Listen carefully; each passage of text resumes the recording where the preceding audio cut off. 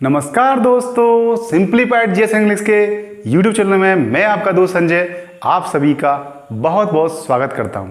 दोस्तों, आज हम बात कर रहे हैं एक बहुत ही महत्वपूर्ण टॉपिक पर जो कि आपके आधुनिक भारत का इतिहास से संबंधित है। दोस्तों, आज हम बात कर रहे हैं भारत में जो क्रांतिकारी गतिविधियां हुई थी उसका एक प्रथम चरण था 1907 से लेकर के 1917 तक का। ये बड़ी महत्वपूर्ण चरण है और इस चरण में कुछ हिंसक क्रांतिकारी गतिविधियां भी हुई थी। दोस्तों, इस समय कई समितियों का गठन हुआ, कई सभाएं बनी और इनका जो कार्य क्षेत्र था वो भी अलग अलग था। जब इनको हम डिटेल में पढ़ते हैं दोस्तों, तो पढ़ते पढ़ते थोड़ी सी कन्फ्यूजन पैदा हो जाती है कि भाई कौन सी सभा कब बनाई गई और कौन सा संगठन कहाँ बना और उसने क्या कार्य किया। दोस्तों, इससे समस्या के सॉल्यूशन के लिए हमने जो आपके 1907 से 17 तक की जो क्रांतिकारी गतिविधियां हुई थी उनको एक ही बोर्ड पर लाने का प्रयास किया है ताकि आप भूलें ना और किसी प्रकार की कोई कंफ्यूजन ना रहे। तो दोस्तों, आज का वीडियो शुरू करते हैं। देखिए बोर्ड पर क्या है, यहाँ पर लिखा हुआ है क्रांतिकारी आंदोलन 1907 से लेकर के 1917 तक। देखिए दोस्तों, 1907 यानी 1905 में जो आपका 6 में जो आपका स्वदेशी आंदोलन चला था उसके बाद से क्रांतिकारी गतिविधियां तेज हो गई थी। लेकिन आपको इस बात का ध्यान रखना है दोस्तों कि उस समय जो नरम दल और गरम दल दोनों दलों की जो कार्यप्रणाली थे उससे उस समय के जो युवा थे संतुष्ट नहीं थे। वो ये चाहते थे कि जो उस समय के जो प्रशासक हैं जो भारतीय जनता पर जुल्म अत्याचार कर रहे हैं और भारतीय जनता में डर बना रहे हैं, हम उस डर को दूर करने के लिए क्यों ना इन प्रशासकों पर ही डर बना दें और प्रशासकों पर जब डर बनाएंगे तो आम जनता जो है वो इन अंग्रेजों के खिलाफ उठ खड़े होने की मत जुटा पाएगी। दोस्तों, इनका ये जो उद्देश्य था ये था कि हम किसी भी तरीके से ये जो प्रशासक हैं उनमें डर बनाएं। इसके लिए इन्होंने जो है षड्यंत्र जो है लूट करना, डकैती डालना, बम फटकना, हत्या करना, इस प्रकार के उपकरणों को अपनाया। इनका उद्देश्य यही था प्रशासकों के मन में भय व्याप्त करना और हमारे देश की आज़ादी को तुरंत प्राप्त करना। तो दोस्तों, ये क्रांतिकारी गतिविधियां जो थी वो भारत के 4 प्रमुख प्रांतों में या 4 प्रमुख राज्यों में फैली थी। इस क्रांति में सबसे पहला स्थान आता है बंगाल का। दोस्तों, बंगाल की जहाँ तक बात करें तो बंगाल जो था वो निश्चित रूप से वीरों की भूमि रही है, निश्चित रूप से विद्वानों की भूमि रही है। बंगाल का संबंध स्वामी विवेकानंद से भी है, बंगाल का संबंध रामकृष्ण परमहंस से भी है और बंगाल का संबंध सत्येंद्रनाथ बोस जैसे वैज्ञानिक से भी है। दोस्तों, कहने का आशय यह है कि बंगाल जो है विद्वानों और वीरों की भूमि है। दोस्तों, बंगाल में जो है क्रांति की जो शुरुआत होती है उसको हम थोड़ा देख लेते हैं। देखिए, बंगाल के अलावा तत्कालीन समय में महाराष्ट्र में भी क्रांतिकारी गतिविधियां हो रही थी, पंजाब में भी क्रांतिकारी गतिविधि हो रही थी और दिल्ली में भी क्रांतिकारी गतिविधियां हो रही थी। लेकिन यहां पर देखने वाली बात यह है कि बंगाल में सबसे पहले जो है क्रांतिकारी गतिविधि की जो शुरुआत हुई थी वो शुरुआत हुई थी अनुशीलन समिति के माध्यम से। ये समिति बहुत इंपॉर्टेंट है दोस्तों। ये समिति जो थी, इस समिति की 3 ब्रांचेज बनाई गई। एक तो आपकी मिदनापुर में, एक आपकी ढाका में और एक आपकी कलकत्ता में। दोस्तों, यहाँ पर हम अलग से जो आपके मार्कर से यूज कर रहे हैं, आप ध्यान दीजिए। अनुशीलन जो समिति थी इसको हम थोड़ा सा अंडरलाइन कर देते हैं ताकि आप इसको और अच्छी तरह से समझ पाएं। अनुशीलन समिति जो थी उस अनुशीलन समिति के 3 ब्रांचेज थी। एक मिदनापुर में जिसकी स्थापना जो है ज्ञानेंद्र नाथ बसु ने की थी और एक आपकी ढाका में जिसकी स्थापना जो है पुलिन बिहारी बोस ने की थी और एक कलकत्ता में जिसकी स्थापना जो है आपकी 1902 में प्रथम नाथ मित्रा यानी पीएन मित्रा ने की थी। दोस्तों, यहाँ पर यह ध्यान रखने वाली बात है कि ये जो अनुशीलन समिति थी, ये अनुशीलन समिति जो थी इसी ने क्या नाम से क्रांतिकारी गतिविधियों को बढ़ावा दिया था, क्रांतिकारियों को प्रशिक्षण देना प्रारंभ किया था। दोस्तों, ये जो समिति थी इसमें इसी समिति के आप कह सकते हैं कि इसी समिति में से निकल करके एक समिति और बनाई गई थी, युगांतर समिति। दोस्तों, इस युगांतर समिति में 2 व्यक्तियों के नाम महत्वपूर्ण हैं। एक तो बारिंद्र कुमार घोष और एक जतेंद्रनाथ बनर्जी। यहां पर ये नाम लिखे हुए हैं, जतेंद्रनाथ बनर्जी और बारिंद्र कुमार घोष। इससे पहले के 2 नामों के बारे में आपको बताया जा चुका है कि अनुशीलन समिति से उनका संबंध है। अब यहां पर देखिए आपकी जो बारिंद्र कुमार घोष और जतिन नाथ बनर्जी जो थे, उन्होंने युगांतर समिति बनाई थी। ये अनुशोधन समिति का हिस्सा थी और इन्होंने क्रांतिकारी गतिविधियों का संचालन किया था। और अब इसमें जो इनके समय में जो सबसे महत्वपूर्ण घटना होती है, जिस पर हम एग्जाम में फोकस दिया जाता है, वो है आपका अलीपुर षड्यंत्र केस। दोस्तों ये बड़ी महत्वपूर्ण है एग्जाम की दृष्टि से।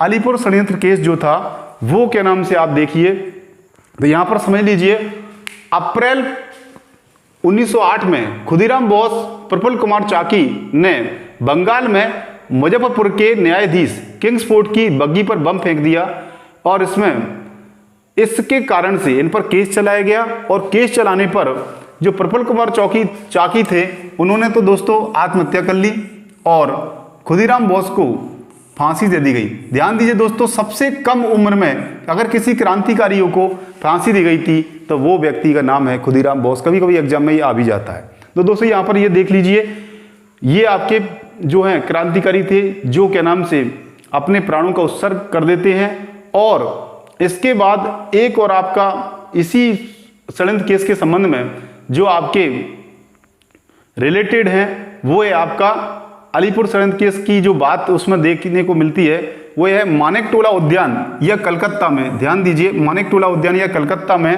अवैध हथियार रखने के संबंध में अनुशीलन समिति के 39 सदस्यों को, ध्यान दीजिए, अनुशीलन समिति के 39 सदस्यों को जो है गिरफ्तार किया गया था, उन पर मुकदमा चलाया गया था। उसमें बारिंद्र कुमार घोष और जतिन नाथ मुखर्जी, जिसको बागा जतिन भी कहते हैं, उनका नाम शामिल है। तो दोस्तों यहाँ पर ये आपको ध्यान रखने वाली बात है।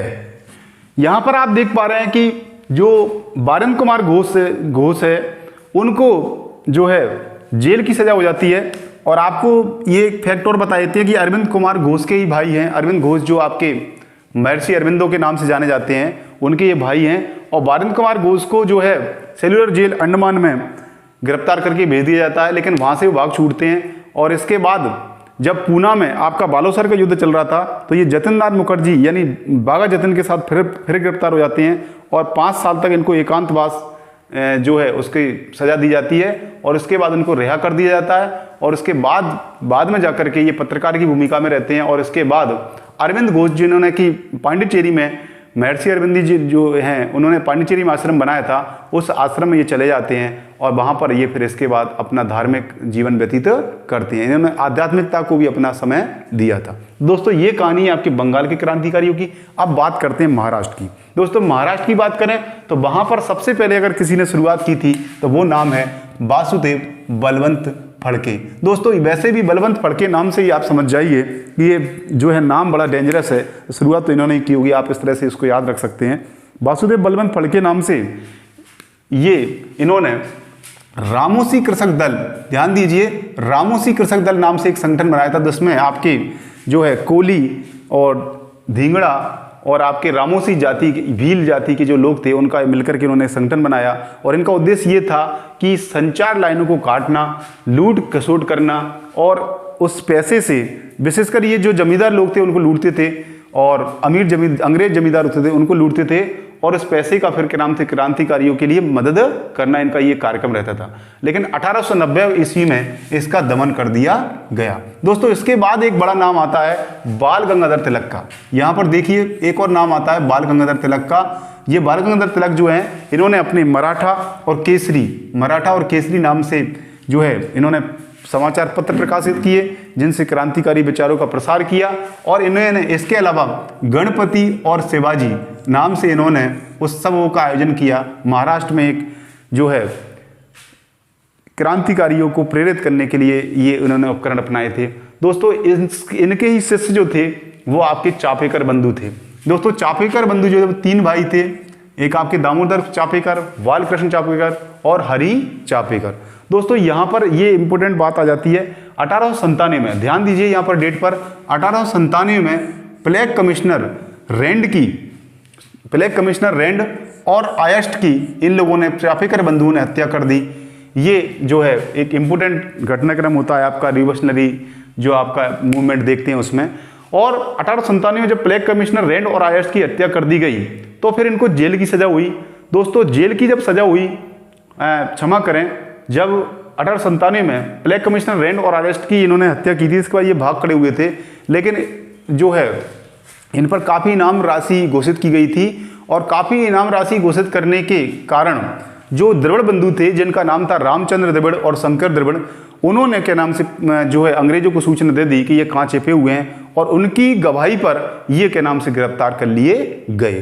दोस्तों वहाँ पर दामोदर चापेकर जो था उनको फांसी की सज़ा सुनाई गई और आपको जानकर आश्चर्य हुआ कि उनसे जब ये जेल में बंद थे तो उस समय बाल गंगाधर जो तिलक थे वो इनसे मिलने के लिए गए थे और इनको जेल में गीता नामक पुस्तक दी थी और गीता की पुस्तक पढ़ते हुए ही इन्होंने अपने हंसते हंसते अपने फांसी के फंदे पर ये लटक गए थे। इस प्रकार का इनका उत्साह और उमंग अपने देश के प्रति थी।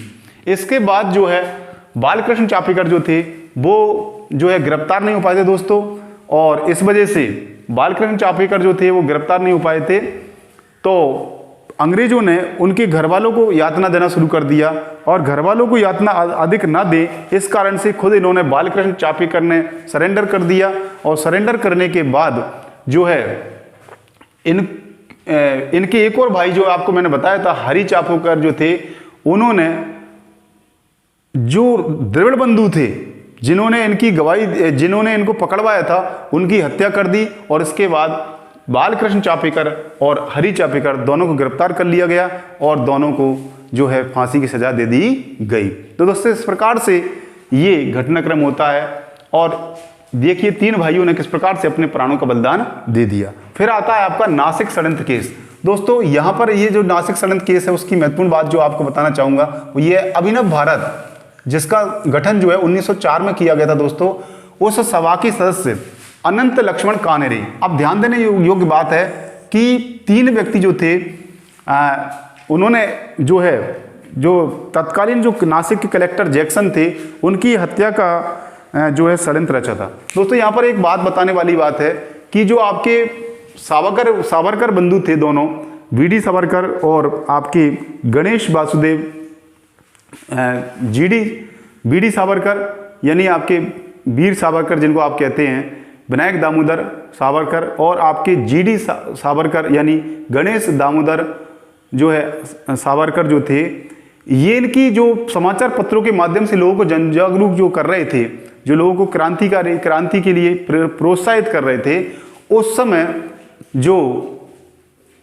समय के कलेक्टर जो थे जैक्सन, वो उन्होंने इनके खिलाफ संज्ञान ले लिया और इनके खिलाफ जो है ट्रायल चला दिया था। होने को जैक्सन उस समय भारतीय जनमानस में एक अच्छे प्रशासक के रूप में जाने जाते थे, लेकिन इनके खिलाफ जो है आरोप लगाने के कारण या इनके खिलाफ ट्रायल चलाने के कारण उस समय जो है आपके अनंत लक्ष्मण कान्हरे और आपके श्री कृष्ण कार्वे और आपके एक और व्यक्ति जो थे, इन तीनों व्यक्तियों ने मिलकर के इनको मारने की योजना बनाई और इस षड्यंत्र में तीनों व्यक्ति इन्होंने जो है नासिक के कलेक्टर जैक्सन की हत्या कर दी और जैक्सन की हत्या जो की गई थी उस हत्या के कारण इन तीनों को फांसी की सजा सुनाई गई और जो आपके सावरकर बंधु थे उनको भी के नाम से सजा सुनाई गई। दोस्तों बाद में आपको जानकारी प्राप्त होती है कि जो आपके बड़े भाई थे जिनको बाबूराव भी कहते हैं, उन्होंने आरएसएस का गठन किया था। जो आरएसएस का गठन किया गया था उसमें एक महत्वपूर्ण सदस्य थे वो 5 जिन लोगों ने इसकी स्थापना की थी। और बीडी सावरकर के बारे में आप जानते हैं कि उन्होंने प्रथम स्वतंत्रता संग्राम नाम से पुस्तक लिखी थी और उनका जीवन व्रत एक लंबा जीवन व्रत है जिसको हम कभी विशेष वीडियो में चर्चा करेंगे। तो इस प्रकार से ये जो नासिक षड्यंत्र केस है वो आपके एग्जाम की दृष्टि से महत्वपूर्ण रह जाता है। दोस्तों अब बात करते हैं आपकी पंजाब की।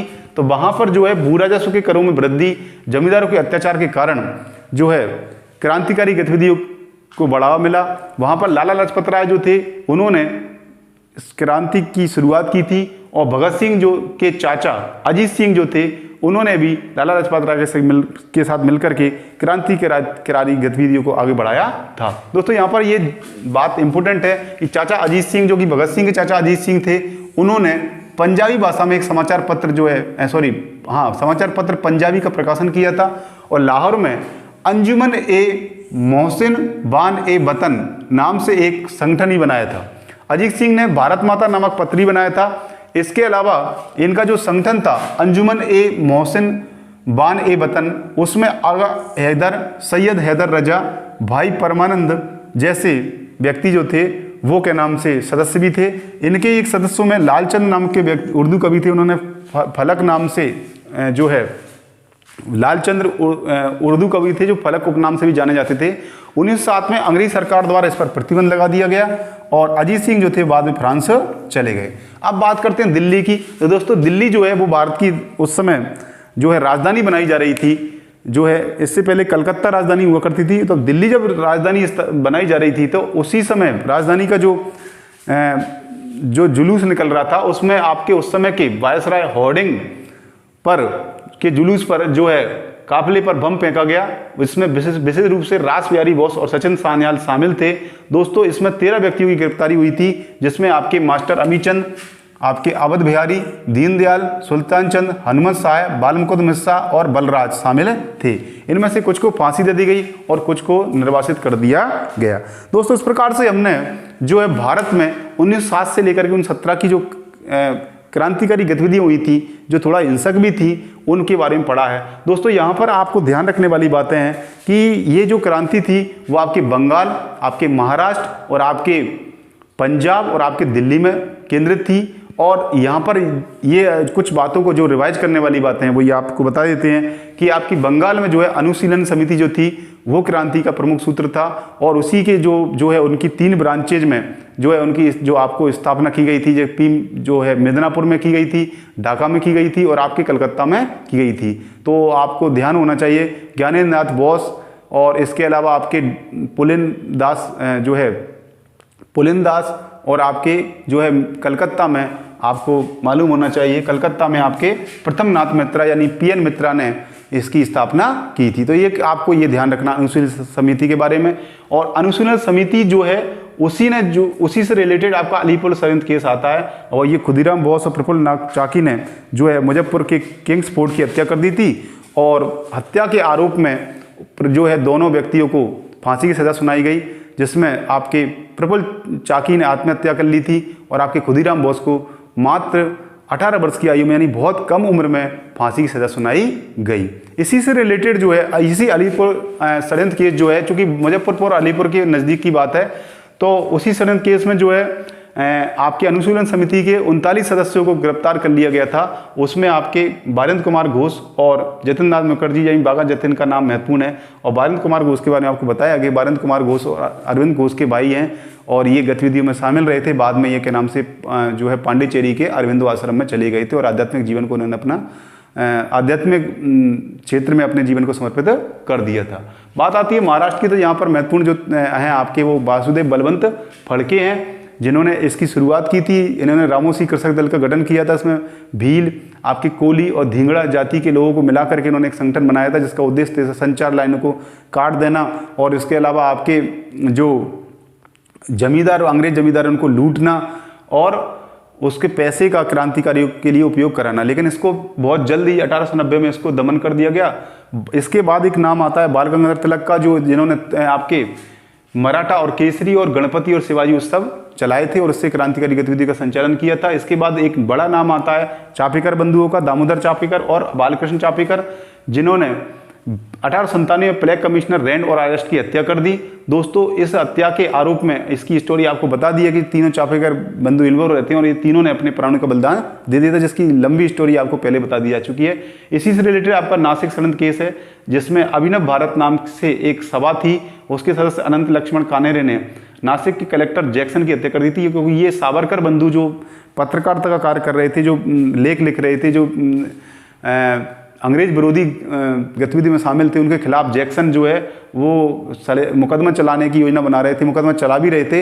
इस कारण से नाराज होकर के जो अनंत लक्ष्मण कन्हरे और उनके 2 और साथियों ने मिलकर के जो है जो नासिक के कलेक्टर, तत्कालीन कलेक्टर या आप कह सकते हैं मजिस्ट्रेट क्या नाम से जैक्सन की हत्या कर दी थी। दोस्तों पंजाब की गतिविधियों के बारे में आपको बताया जा चुका है कि पंजाब की गतिविधि को केंद्र बिंदु जो जिनका सूत्रधार या जिनके हाथ में नेतृत्व था उन गतिविधियों का, वो लाला लाजपत राय और आपके चाचा अजीत सिंह हैं, भगत सिंह के चाचा अजीत सिंह हैं।